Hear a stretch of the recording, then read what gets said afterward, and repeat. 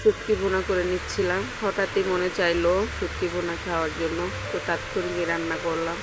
এই যে এত এত রান্না বান্না করে সবাইকে যে খাওয়াই, তারপরও দেখা যাচ্ছে মাঝে মধ্যে একটু এদিক সেদিক হলে সবাই দুটা কথা শোনাতে কিন্তু ভুল করে না, সেটা যেই হোক, স্বামী সন্তান যেই বলেন না কেন।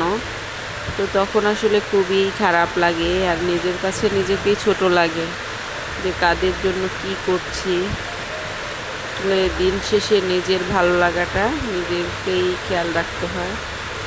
আর এই যে দেখেন আমার শুটকি বোনাটা হয়ে গেছে, এবং আমি পরে লাল লাল করে ভাত। ভিডিওটি ভালো লাগলে লাইক অ্যান্ড সাবস্ক্রাইব করে দিবা।